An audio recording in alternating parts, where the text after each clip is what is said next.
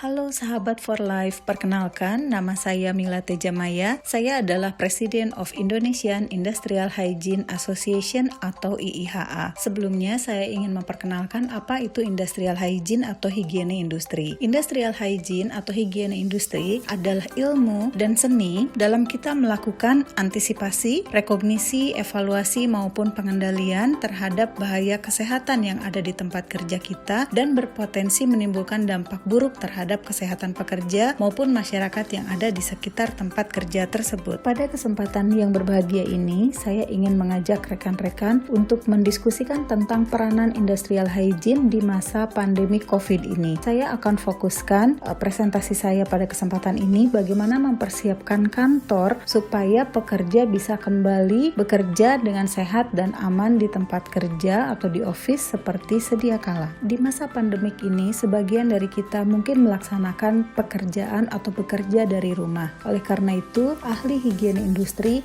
akan mengantisipasi kira-kira ada bahaya apa di tempat kerja kita selama kantor dikosongkan.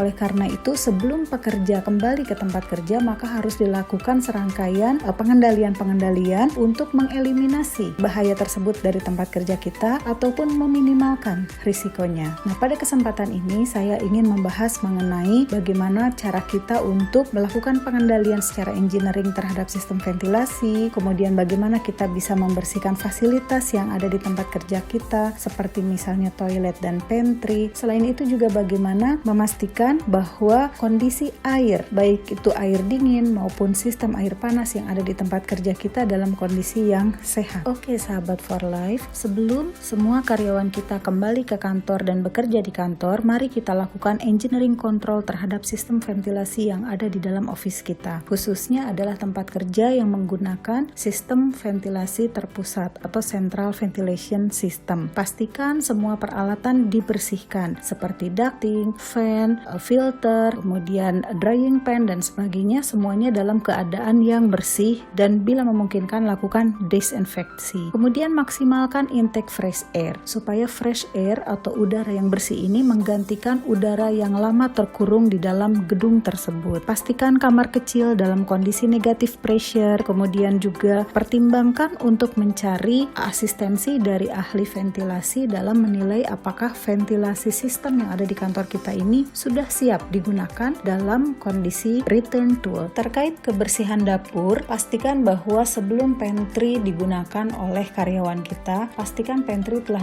dibersihkan dan didesinfeksi. Juga peralatan-peralatan yang ada di dapur yang digunakan secara rutin oleh umum, pastikan dia didesinfeksi 3 kali sehari. Misalnya adalah pegangan kulkas, pegangan coffee maker, dan sebagainya. Termasuk pegangan untuk keran air. Nah, untuk peralatan makan, piring, gelas, dan sebagainya, bila tidak bisa disimpan dalam lemari yang tertutup, lebih baik digunakan peralatan yang sekali pakai atau yang disposable. Atau bisa juga karyawan diminta untuk membawa sendiri peralatan makan dan minumnya sehingga mereka tidak sharing untuk menggunakan peralatan tersebut. Terkait engineering control untuk toilet, maka pastikan sebelum pekerja kembali bekerja di kantor, semua toilet dalam keadaan yang bersih dan terdesinfeksi.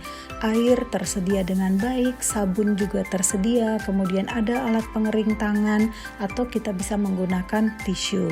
Jangan lupa letakkan sign bahwa setiap orang yang akan menggunakan fasilitas toilet harap mencuci tangan sebelum dan setelah menggunakan fasilitas toilet. Selain itu juga jangan lupakan mengenai prosedur entry ke dalam gedung, yaitu harus selalu dilakukan pengecekan suhu di semua titik masuk, kemudian tidak mengizinkan pengunjung selain pekerja untuk masuk ke kantor. Jadi kita batasi hanya untuk pekerja. Hand sanitizer selalu tersedia, kemudian pastikan tidak ada kegiatan yang berkumpul di lobi atau di pantry atau di tempat lainnya. Kemudian pastikan batas maksimum orang yang diizinkan masuk ke dalam lift dengan tetap menjaga jarak minimal 1,5 meter. Tidak memberlakukan sistem absensi biometrik di mana karyawan harus menyentuh fingerprint seperti itu. Kemudian untuk peralatan-peralatan seperti telepon yang digunakan lebih dari satu pengguna, maka